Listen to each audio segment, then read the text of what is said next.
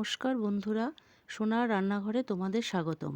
আজকে রেসিপি রেশমি পরোটা ও চিকেন কষা। রেশমি পরোটা তৈরি করার জন্য দুটি আলু সেদ্ধ করে ম্যাশ করে নিলাম। 4 কাপ ময়দা একটি পাত্রে নিয়ে তার মধ্যে সামান্য নুন, হাফ চামচ গোটা জিরে, ধনেপাতা কুচি ও দুটি লঙ্কা কুচি এবং সেদ্ধ করে রাখা আলু দিয়ে ভালো করে মেখে নিলাম। ময়দার ডো মাখা হয়ে গেলে ওপর থেকে 2 চামচ সাদা তেল দিয়ে আধ ঘন্টার জন্য রেস্টে রাখলাম।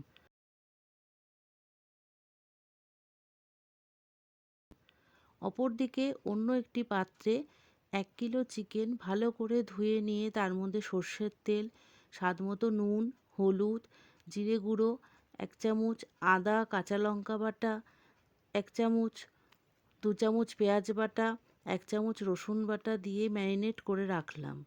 তারপরে কড়াইয়ে তেল গরম করে 6 টুকরো আলু হলুদ ও নুন দিয়ে ভালো করে ভেজে রাখলাম।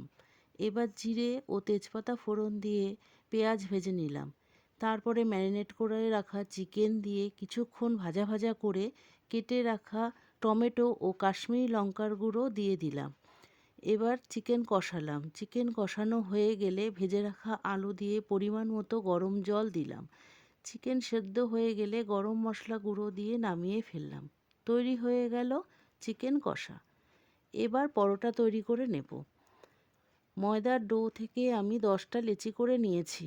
সামান্য ময়দা সহযোগে পরোটাগুলি বেলে একটি ফ্রাই প্যানে পরোটা অল্প তেল দিয়ে ভালো করে ভেজে নিলাম।